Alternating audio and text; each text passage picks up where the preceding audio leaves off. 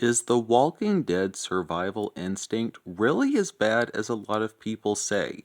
I think not, but I do understand why people don't like it. I think one of the back-breaking blows that caused a lot of this game's negativity was the marketing. It was marketed as a first-person shooter, but it's not a first person shooter. It's a first person stealth horror survival game that just happens to have guns in it.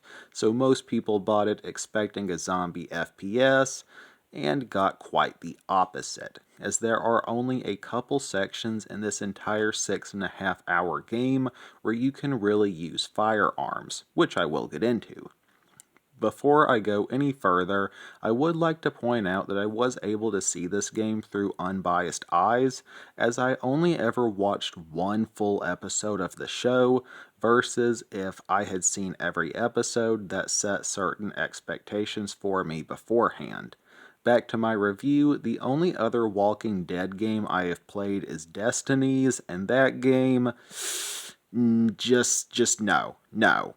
But I really enjoyed Survival Instinct, and I feel it drew some inspiration from the Wii U launch title Zombie U, as they felt very similar in some ways, but different enough to not be a clear ripoff. I guess I'll start my review with the graphics.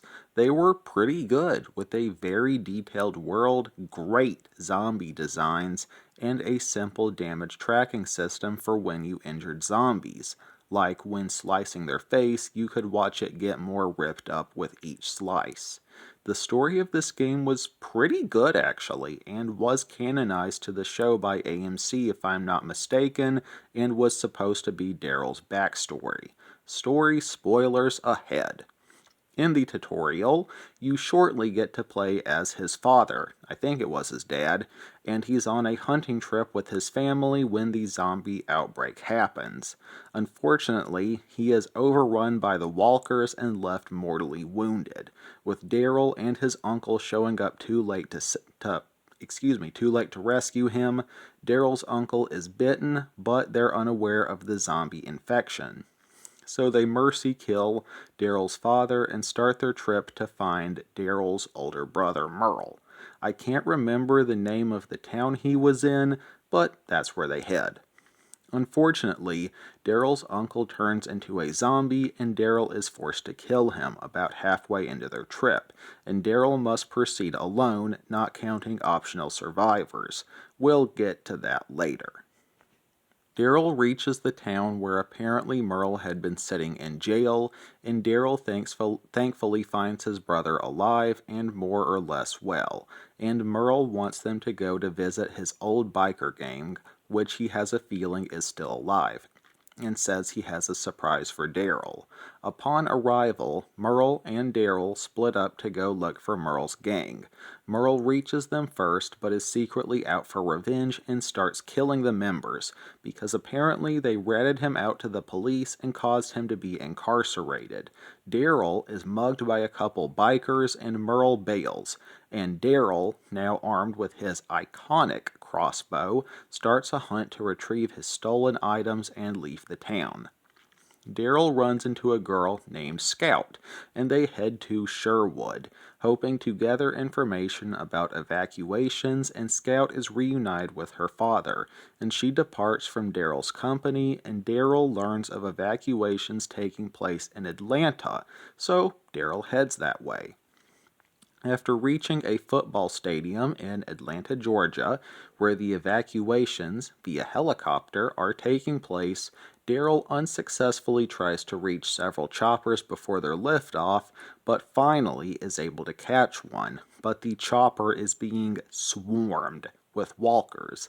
Merle shows up in the nick of time in a military Humvee and helps mow down the zombies with a machine gun. Daryl attempts to board the last helicopter, but Merle stops him and forces him to stay, and then points out the driver is infected and likely won't last long. The game ends with the two brothers driving off.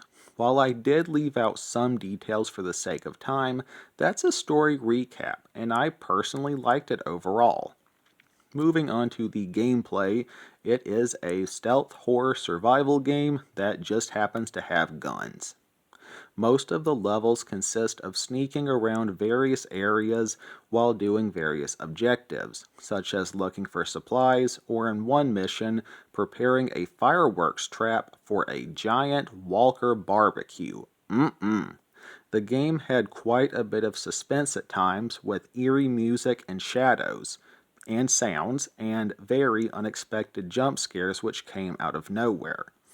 I kind of wish this game had some sort of stealth detection meter like on Skyrim or Enemy Front, but on the other hand, it added realism, and you weren't always 100% sure when you'd been detected.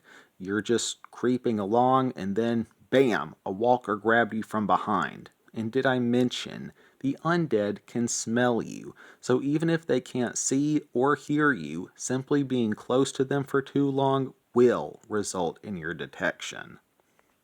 Combat was often sneaking up on Zeds and performing executions, which were very brutal, like turning a zombie around and stabbing him in the face, or just driving your knife into their spinal cord, and stealth kills were very satisfying. Sometimes, if there were too many zombies in an area to sneak in, I'd let them detect me one by one and lure them to a place the other walkers couldn't hear us and engage in 1v1 combat. The hunting knife and machete, which you don't find until the last level, were the most practical for this, due to having the fastest weapon swings, even if dealing lower damage than a slower weapon, like a fire axe, as speed and mobility were essential in combat. One unique mechanic this game had was, other than explosive kills, zombies could only be killed with head attacks. I'm guessing this is accurate to Walking Dead lore, and 1v1 combat usually consisted of stun-locking zombies and repeatedly slicing their face open until they died. That being said, the game is designed so that you can't really take on more than one or two Zeds at a time, or you'll probably get steamrolled and die. There were a few other ways open combat worked. In a few sections, guns were practical, as you'd say be in a building or a room and suddenly a horde would charge in. Then you could go trigger happy, but more often you'd accidentally get your cover blown while sneaking and be forced to climb a car roof and hack away at a horde until they were all dead, as Zeds couldn't reach you on most car roofs. That being said, a few sections also had infinite spawning walkers, so you might be forced to take a guns blazing approach to escape to safety so you can progress. The last way open combat usually went was grappling. Sometimes, usually when you got swarmed, the walkers would grab you and start chipping away at your health, and you had to land a knife blow right at their head to escape, and you'd usually be stun-locked and either die or escape with little health, as this usually happened when you got backed into a corner by several undead humans. A bit more about the stealth, you can use the crossbow for silent ranged headshots, and you can later retrieve your bolts off the zombies' corpses. And there are a couple items you can use to distract the zombies, being flares, which held their attention for several seconds, or throwing glass bottles, which attracted them to the noise.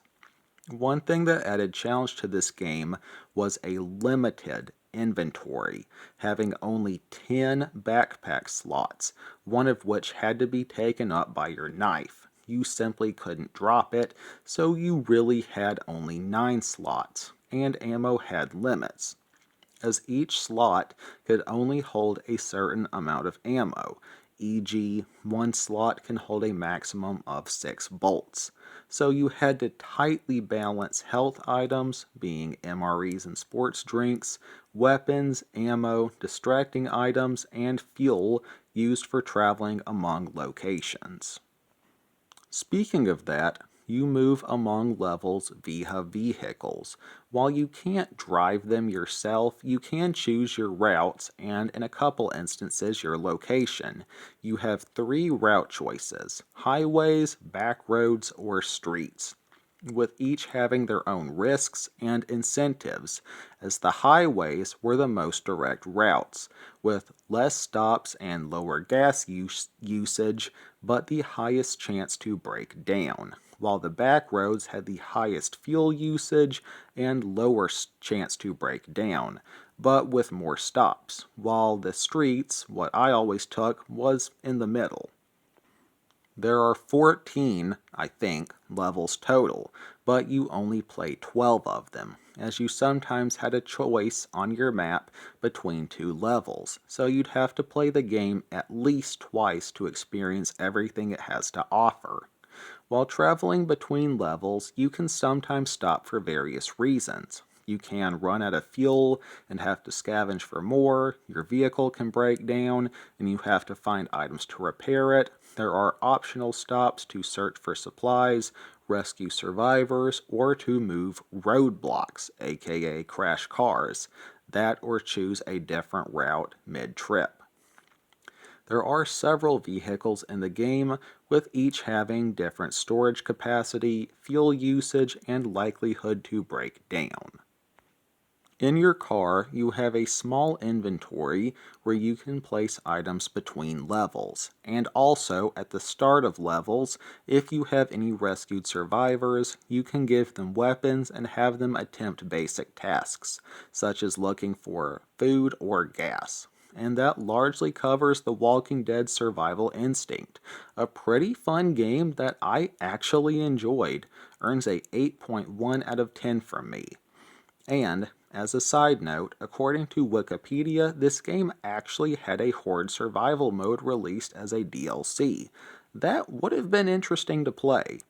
Well, that's all from me, folks. Let me know your thoughts in the comments. And for any newcomers, I mostly play, review, and discuss zombie and horror games, so feel free to check out some of my other content if that sounds interesting. Always remember that Jesus loves you all very much. Peace.